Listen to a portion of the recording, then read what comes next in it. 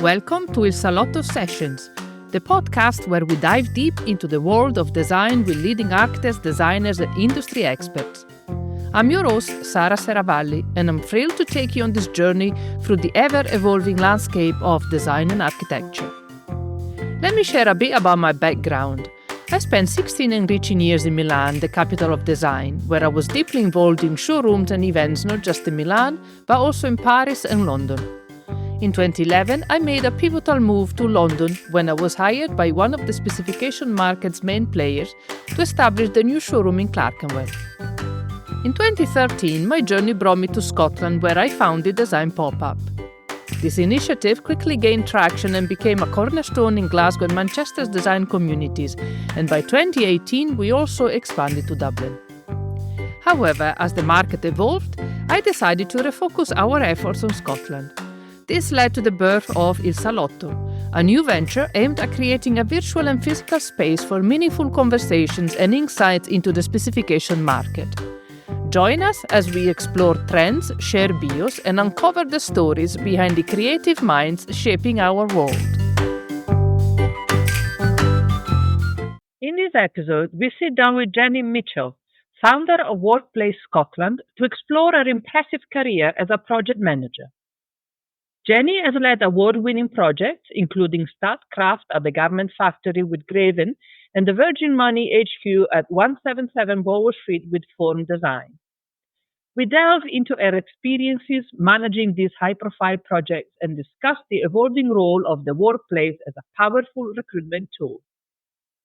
Jenny also shares her insight on what it means to be a female project manager in the building industry, touching on the unique challenges and opportunities she has encountered along the way.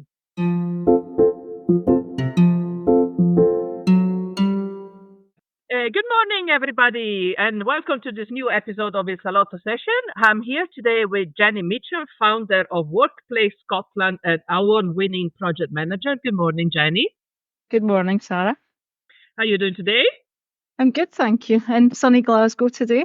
Sunny Glasgow, very good. Listen, congratulations on winning another award for Statkraft that you did with Graven at the Garment Factory in Glasgow. Thank you. Yes, we were very surprised as a team. We all went down to London for the award ceremony, and we were just taking it as a let's all get together and have a party and celebrate where we got to. And it's great to be kind of part of that national finalists and Showcase Scotland, and when it got announced we were all surprised but absolutely thrilled. They're an amazing client to work for and it was a great project team. So you did get the BCO Regional Scotland and that was the BCO General UK Award, so a huge, very important one. Well done. So we'll be talking about this later on, and then we'll also be talking about Virgin Money that you did 177 Bothwell Street with Form Design, which is the last time I've seen you when we went around the 3 floors. So that's another interesting project. But that's where I am today, actually. Oh, well done. I can see the view behind you, yeah. So first of all, can you talk us through about your career so far? I mean, it's you've got a tough job, project managing the building industry. It's not for the faint-hearted, is it? It's not. It has. It's something I really enjoy. I think I was always interested in art and design and techie design and things like that when I was at school. So I didn't really know what I wanted to do when I left school. I was looking for jobs. I was still in my 6th year at that point, but didn't really want to still be in education. I'd got 4 hires. I wanted out. I wanted to earn some money and make my way in life. So I left school. I got a job as a trainee QS actually with Faithful and Gould when they were just establishing their Glasgow office. And I did that for a year, maybe 2 years, distance learning part-time when I was 17, 18.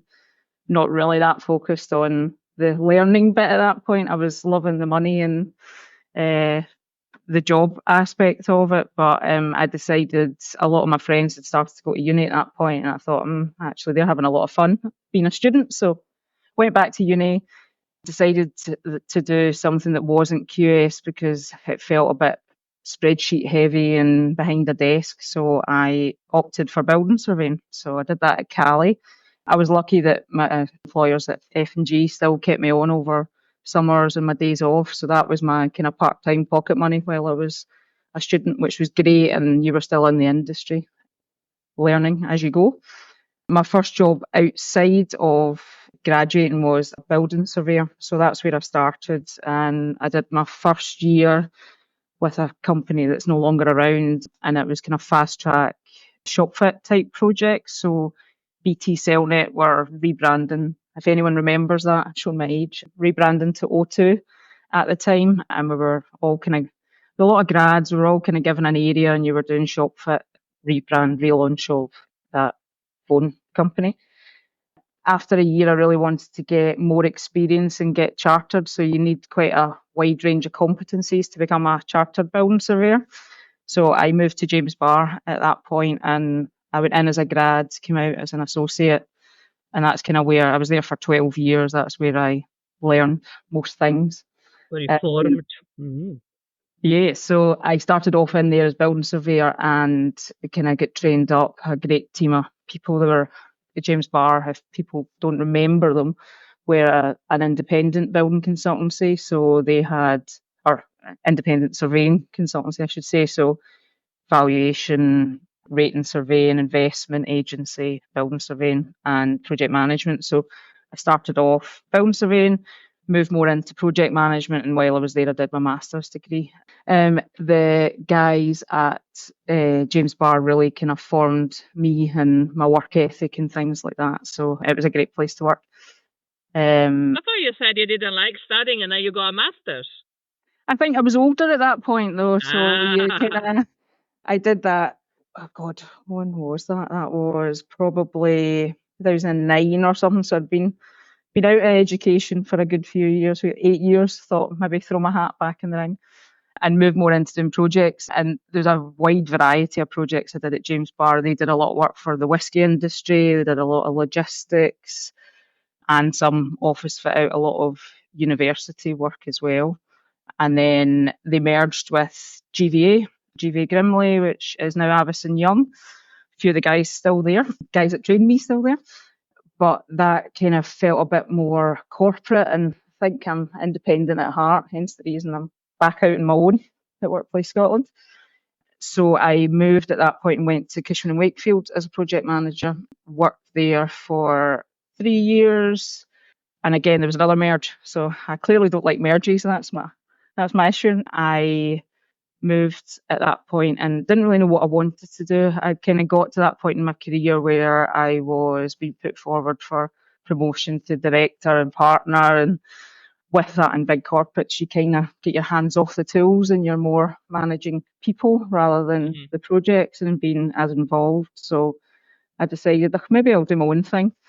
I'd set up the company, but when one of my former clients heard that I was leaving, they were saying they are looking for someone in-house. So I went to work with Registers of Scotland, and I'd just finished their Glasgow office fit out, which also won a Gold BC award, so national award, and also was with Graven, funnily enough. So we must be the winning recipe for that. And I went in there, and it was client-side project manager and change manager. So they were redeveloping their Meadowbank House facility out in Edinburgh, bringing on new ways of working and smarter working. This was all pre-pandemic. And I was heavily involved in both the delivery team for the office fit out part, but also the change and engagement part for getting the people ready for the space. And then COVID hit, and that was the end of that. Everyone kind of stopped and thought, what will the future of office be? What are we going to do with the estate? So naturally, my contract ended at that point, and I thought, okay, it's COVID. You're stuck in your house. What else are you going to do? Let's get Workplace Scotland going. And so I formed that in 2001, and that's been about three and a half years now. So out on my own, doing project management, workplace consultancy, change management, jack of all trades, master of none. So at what point was it a natural path towards workplace, or was it a conscious decision that, no, I like working on workplace and that's going to be my focus? For me, it was a kind of natural progression.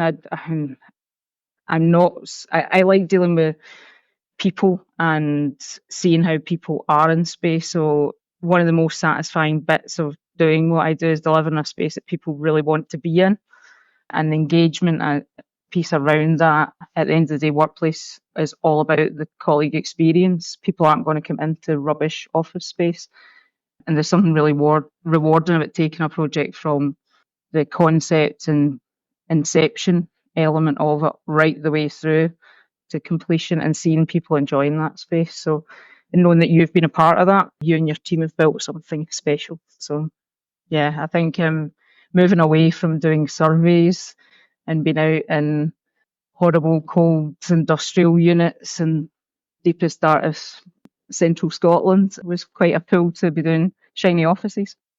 Very shiny offices.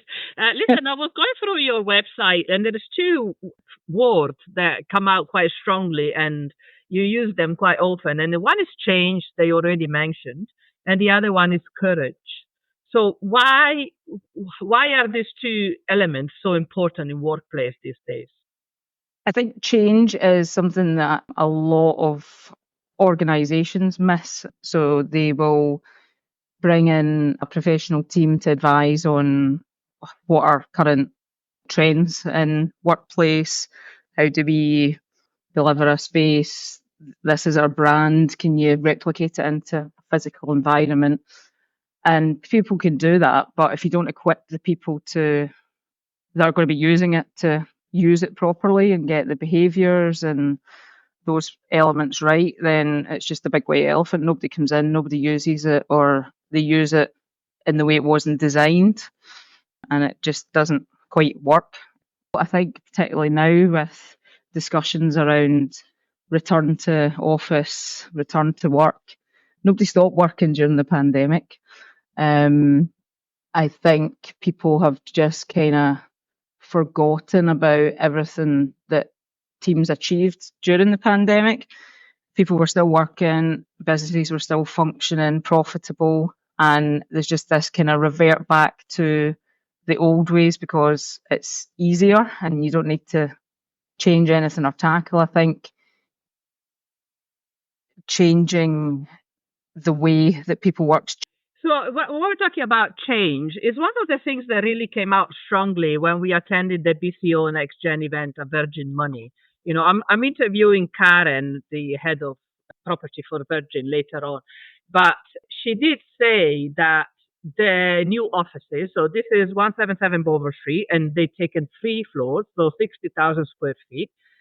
That completely changed the company, didn't it? They had to be very brave because some people, as you know, they've got a huge team and some people resist change. It's not easy, but also they had to bring together people from so many different sites across Glasgow. Yeah, I think so. Virgin were already on a bit of a change in the way that they work. So they've got a Life More Virgin, which is their working model. So they actually leased 7 floors of 177 pre-pandemic. So they were part of the agreement to lease deal and part of the development deal, which made the building go ahead because they were anchor tenant. And then that was back in Clydesdale Bank days, back pre-pandemic, before obviously new ways of working had happened and COVID had such a huge impact on everything in terms of workplace. They were already implementing this A Life More Virgin plan. So that was about getting the right people to do the right jobs, regardless of location. So you don't need to be based in Glasgow to be in the risk team or whatever. You can be based anywhere, but they want the best talent and the best skills. So they had started to look at that. They had also started to make the point that I think a lot of organisations are struggling with now, that there still needs to be a bit of in-person connection. So they have what they call team rhythms, where you as part of a team will agree to be there in person at certain events, activities on a certain pattern depending on what your role is, so to make the business work. So a lot of organisations currently are kind of struggling with that and just saying, oh, well, you'll be in 2 days a week now because we need people in to connect. And there's value in that. I think there's a lot of value in in-person interactions. I'm obviously an advocate for offices, but I think offices need to change and it needs to be right sized. So it's not about just being in for the sake of it. It's presence with a purpose, I would call it, or frame it. And that purpose may just be training up younger people or people learning from physically seeing things done on site. It doesn't have to be, you're in for a training course or you're in for a particular meeting. So it's getting that balance right is really difficult. I think Virgin have done really well at that. They also had a number of people coming from various different office locations. So they had 3 buildings in Glasgow, one down at Trongate, CBHO, which is in St Vincent Place, and Guildhall, which is in Queen Street in Glasgow. So they were all quite central. And even just that walk from there to the central business district, as it used to be known, up at Bothwell Street, was a bit of a change of, it's going to add 10 minutes onto my commute and things like that. Probably the bigger challenge was people coming from Clydebank. So there was 3 office spaces out in Clydebank that have come here really successfully. And we thought that would be a bigger challenge because those people have their lives in Clydebank. They've always lived in Clydebank. Their kids are there. They don't want to commute into Glasgow. So how do we get them excited about this new space that we've created? So we did a lot of tours within the building when it was empty. So we brought teams of kind of 10, 15 up. The architects had prepared design boards showing the kind of look and feel of what you were going to get. We had floor maps of how the space will be laid out. And we brought people up and talked them round what it was going to be. And they got to see the views. They got to go and have a walk around the running track. They got to go and see the club rooms and shower facilities and cycle facilities in the basement and the other services that the office provides. And they all really enjoyed that experience, and it wasn't scary, and that familiarity piece. There was also colleague engagement teams as well, and a fantastic comms team within Virgin Money. So there was a lot of internal work done on the likes of kind of short videos. There was how spaces were going to be designed. There was kind of time-lapse piece done of here's progress of your new space, all branded up Virgin and all Virgin worded. So people felt part of that journey. And when they moved in, we had the teams here welcoming them on day one, and they would get shown round. They would get given their new pass, their new lanyard, a water bottle, told about the space. So yeah, So make a big fuss about it. A big fuss about it. I think a lot of people just kind of expect you to deliver a shiny project and then you move in and everyone knows how to use it, but they don't. And there's a lot of different spaces in this building where we've got touchdown space, we've got flexible space. You'll have seen them yourself, Sarah. It's not just desks in this building. No. People day one kind of felt they had to ask permission to go and sit somewhere that's not a desk and work, and just that encouragement and the comms that were around it has made the space work. And you'll see people having a Teams call with their headset on, sitting in the open plan, and it's the norm now. So long are the days when a company say, here it is, that's the office. Doesn't matter how rubbish it is, doesn't matter how dark it is, doesn't matter how your desk is falling apart. This is where you're going to work. Now the office has become a tool to actually attract the best talent by the sounds of it. Yes, big time. I think that, again, going back to that creating space that people want to be in, you have to listen to your people and see what they need. So front-end engagement on projects is, I think, more important now. So yes, you need to speak to your management teams and understand what's the purpose of the building for the company. But you then need to understand how people work, how they interact with technology, how often they have certain types of meetings or activities. Is there any kit that they need that tethers them to a particular space where they need their own desk because of the equipment or kit that they use? And you're trying to build all that in while maintaining as much flexibility as you can and making it a warm, engaging, vibrant space that ultimately is better than your house, and the tech's better, the space is better, the coffee's warmer. better. It's warmer. The views are better. Yeah, and you kind of want to drive people back rather than. I don't think mandates ever work. I think mandates people will just walk and go somewhere else where they're treated like an adult. You can make your own choices. I also think in terms of change, you hear it all the time that people hate change. People don't want to change. People resist change. And But not everybody, because, for example, for me, change is an opportunity. But let's say that the majority of people really struggle with change. Even if it's a bad routine, a bad condition, they still fear change. Sometimes they don't feel they can get better.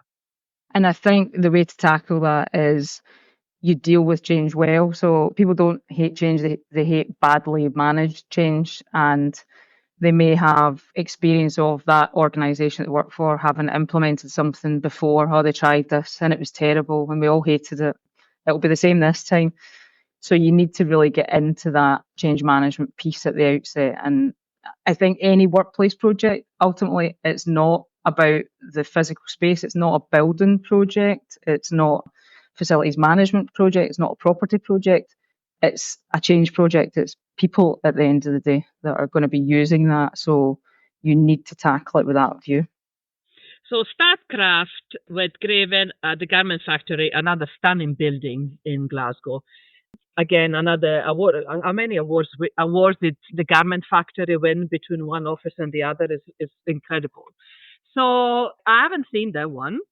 Can you talk me through? I know I heard so much about it. Your Kvadrat and the new recycled material surface that they use. Janet at Graven was telling me all about it. But I haven't actually seen the building. I only seen photos of it. Why do you think that's so remarkable? That's winning so many awards. I'll take you in next time you're in Glasgow and give you a personal tour. So I mean, it was a unique project in the sense that Statkraft were kind of relatively new in Scotland at that point. So when we first started engaging with them, there was maybe 10, 12 people in the team. And we got to engage with them on a one-on-one basis. So you don't get that. I mean, we did a lot of engagement with the likes of Virgin, but you have to do it in a different manner and you have to have representatives for each area. But this was really personal. So the team got to comment on everything. We really got what they wanted from it. They felt part of the journey. We took them around to Graven studio when we were picking materials and showing them what it was going to be. They were very vocal about sustainability. So we carried that throughout. Graven created a sustainability tracker. So every material has sustainable aspects to it. The use of the space was also sustainable in terms of it was reuse of a building, so a vacant floor in a building. We were asked originally for everything that you could possibly want in an office. The list of wants that Ian and the team came up with in, I think, a pub on a Friday night or a restaurant on the back of a restaurant menu was extensive, to say the least. And bear in mind, this was 5,000 square foot, so not a big space, quite a modest space that we couldn't fit all that stuff in. So we started approaching it with, we need to look at the space in terms of everything working really hard. So everything has to have double function. You can't have just a reception or just a waiting area. It needs to be combined. We also looked at things like not building everything in day one. So they didn't know how they were going to grow from one day to the next. And I think just ultimately that engagement piece was massive. The sustainability piece was massive. They're a renewables company, so it's bread and butter to them. It's part of their core values. That has been really positive. So they're up to about 50 people now, and that's over the space of a year. So they've really been using it as that recruitment tool you were talking about. People want to be in that space. So they've used it as a recruitment tool, and they are up to around 50 people now. The space has grown with the team. So we did a second phase piece of work where we put in desks just as they needed it. So things like not over providing desks that may never be used, and then what do you do with them? It's not efficient use of resource. That growth to 50 is quite remarkable in a really competitive market. So you think about the other big players you've got in Glasgow. You've got OVO Energy, you've got SSE, you've got Scottish Power. They're a little fish in a big pond in that kind of sector, but people love being there, and they've carried that ethos through. So the sustainability tracker lets people who are coming into the business understand how the space developed. There's tags on some of the furniture and products to explain what it's made from. There's an app that QR codes take you to. So just telling the story throughout. And I think, again, going back to that change engagement, telling the story, keeping people involved is just hugely important. So hopefully they'll grow so big that they need a new office soon, and then you can start from scratch again and make one even bigger and more beautiful. Well, that would be very good. There's a lot of elements within that office that are demountable as well. So things like certain walls and structures that we've built in, they in theory can be taken apart, and they can take them with them and reinstate them in their next place. So things being efficient in terms of use of a resource. So if it can't be reused, it can be recycled. And a lot of the reclaimed materials and things. So there's an old gym floor that came from a gym hall in central Scotland. Yeah, it's beautiful. It's really, really beautiful. So it's a bit like George Clark's Amazing Spaces, like a table becomes a bed and a shower becomes the kitchen or something like that. So everything does everything and multifunctional, which is brilliant. So you're talking about the list of desires in the list of requirements in workplace. What are the top three across the board? What is everybody asking for? I think that there's still a big pull to the desk and people demanding space and land grabbing and asking for more than they need. I think that's a real challenge. So I thought you were going to say something like a pool table or a bar, a fridge full of beer for the Friday night. Not really. No, I think people are quite traditional. I think you tend to get the first ask is, we need a reception, we need X number of desks, which is just a number that somebody's picked out based on some kind of ratio that may or may not be true, and rooms. So there's still this pull to very traditional ways of working where you are sitting at a desk and then you go for a meeting in a room and then you come back to a desk. I think challenging those new ways of working, it's more than just about the place. There's a lot of other aspects to it. So that's a bit boring. Okay, I thought we were going to like a football track. Anyway, so how do you sell the hot desking idea? Because I'm not a hot desking person. So how would you persuade me to use to survive in a hot desk? So it's a good question, and it's one that you're not alone there. There's a lot of people that don't like sharing. I think from back in the day when I did the Registers of Scotland job, so that was 2016, and we were trying to get people at that point to give up their pedestal and their desk and all the photos of their kids on the desk and their 10 pairs of shoes under their desk and all these things that are that were legacy.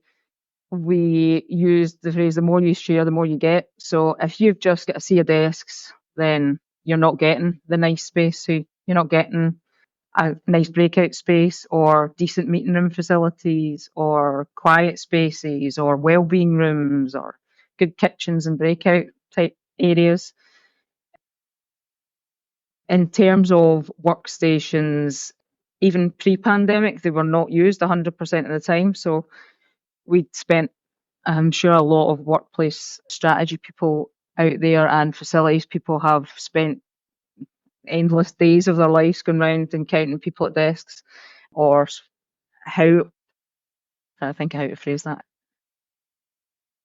how well offices are utilised, which is difficult because people will come in, dump their stuff at a desk and then go into a meeting room, and you're actually not using that desk, you're using it as a coat hanger for your jacket and your bag.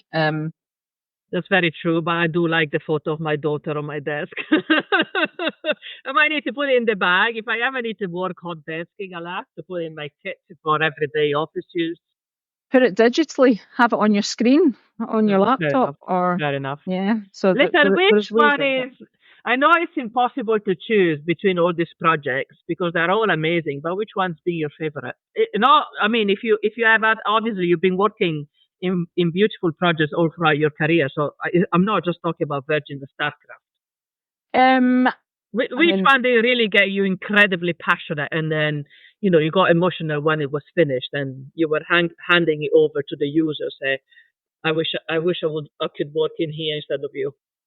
I think they all do in a way, and that's a total cop-out answer. But I mean, I think probably my three, I would say my top three would be in no particular order, so I don't want to offend any of the clients. But in Registers of Scotland at St Vincent Plaza was an amazing project to be on. There's such vision, particularly for public sector, to be looking at that new ways of working before any of the pandemic and COVID elements happened. I still, another one, obviously the more recent ones in Statkraft, where having that level of engagement with the end users was amazing. And Virgin, again, it was a huge project. I don't think there's going to be many projects of that floor space going forward that I'll potentially be involved in. So it was wonderful to be part of, and I think there's common things around those projects that, yes, they're exceptional workspaces to be in, but the client leads were very involved throughout the process. There's some projects I've been involved in where you get brought in, a designer gets a kind of free rein, the client isn't that involved, they're not really keen in making decisions, so you guys know better, just do what you think, and then you hand something over that nobody's really kind of happy with. I think you need that strong client lead. So Regis has had that, and obviously you've met Karen, who's a force of nature. She is remarkable, yeah. And Ian at Statkraft, really people that care about people at the end of the day, and that focus on engagement with end users. Different styles adopted, obviously, due to the scale of all these projects, but also efficiency and sustainability in the use of space. So making it work for more than one function, as we've spoken about. And I think the collaboration in the teams themselves. So it's not just about how I interact with the client, it's about every part of that team. So as a PM, you are engaging with architects, interior designers, structural engineers, MEP guys, and then also all the internal client teams, so IT, AV, facilities management, pulling all those guys in together to be part of it, and the contractor as well. It being truly collaborative rather than an us and them. So as a female project manager, that we know the building industry is very manly, right? So how did you find it? Do you think there is advantages, or do you think there's disadvantages, or a bit of both? Or how did you manage to create these collaborations that you just spoken about? Yes, it is very, I don't know if I would call it manly. I would say it's male dominated. Male dominated, sorry. Male dominated. Yeah, that's my lost in translation thing. Yeah. But I think, yes, it is. It's still very male dominated, and that bias can lead to people underestimating your ability just because you're a woman, which is unfair, and it creates extra pressure on women, I think. I've had that in the past where I feel I've constantly got to prove myself, whereas a man might not. Only adds to that kind of imposter syndrome feeling that you quite good enough to be doing the things you're doing. There's definitely still some resistance in some areas of a female leading a team. It's less common than it used to be, I think. I think we are making strides in that. But it can still be frustrating when you sense kind of that hesitation or somebody checking around a meeting room to see what a guy over the other side of the table thinks about what you've just said. It's not a good environment to be in. Then there's still a bit of that boys' club legacy as well, where you're kind of left out of some things because of the informal networks of stuff in the background. Well, that's the thing. I was meeting with Ross Malcolm yesterday that you kind of introduced me to, and we decided we're going to start a girls' club. There you go. I'll join. Yeah. But I think there's pluses as well. So there is growing acknowledgement of that gender imbalance. And while it's slow progress, there are initiatives taking place to push that forward and get more women in areas of leadership and mentorship and things like that. I still struggle a wee bit with kind of quotas and females in boardroom. I think everyone should be there in merit, and regardless of whether you're Yeah, I totally agree with that. It's something we discussed about with Linda Engles, the podcast with Linda Engles of Aberdeen University. It's fair enough to help female, or whether it's black or Asian, those minorities, to support them for equality. But then, as you say, we should get a job because we are the best. Yeah. Regardless of everything else. Yeah. But I think women in positions where they're coordinating things, and which is ultimately what project managers do, you coordinate a facilitator, you bring a lot to the table with empathy, emotional intelligence. So those kind of softer skills really help building and fostering better collaboration, I think. I'm sure there's guys out there that are equally adept at it, but I think they also enhance the stakeholder engagement piece as well, the kind of softer side of things. So yeah, I like building strong supportive teams. So delivering projects, ensuring everyone enjoys it along the way as well. We shouldn't all be going to work hating and dreading going to a meeting because of personalities in the room. I think we all just need to pull together and enjoy it, lean on people's strengths, help people out that need a bit of help. I think supporting the next generation coming up as well. And the Virgin project was great in the sense that the contractor had a number of apprentices that they brought in, particularly for the project.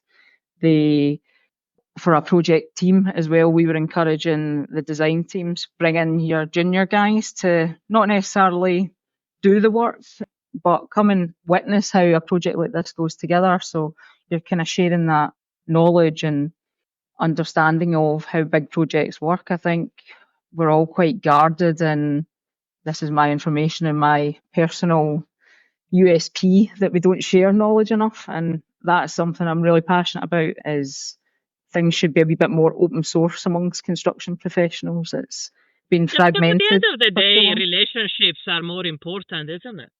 Yeah, I know. 100%. I think you will meet people that 10 years later you'll work for. Karen is a prime example. So I did a lot of work when I was at Cushman & Wakefield with Clydesdale and Yorkshire Bank back in the day, and Karen was in the property team at that point. And then this kind of came round, and Donald Reid, who was my boss at Cushman & Wakefield at the time, is now at Reid Mitchell. No connection in the Mitchell there. It came at a time where they were growing in size but needed a wee bit extra resource, and I was kind of, me, I'm the safe pair of hands. So I delivered that on behalf of Reid Mitchell, partnership with them for the bank. So you can thanks to both of them massively for the opportunity, because otherwise a little independent person like me, team of one, wouldn't necessarily get near anything like this. I know, but you've been around a while, you're very well respected, and therefore it goes, it's a no-brainer. As you say, you are a safe pair of hands, so why wouldn't they? Yeah. Hey, Jenny, thank you for being with us today, and hopefully I'll see you soon around one BCO event or pop-up event, whichever comes first. Thanks, Sarah. Have a great day.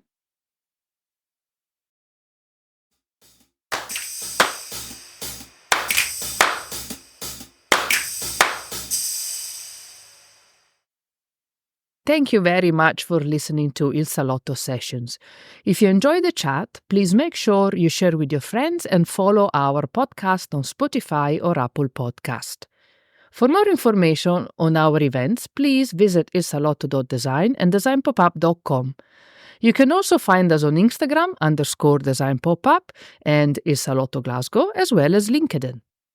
Should you have any feedback, questions, or suggestions, please do get in touch. We would love to hear from you. Thank you.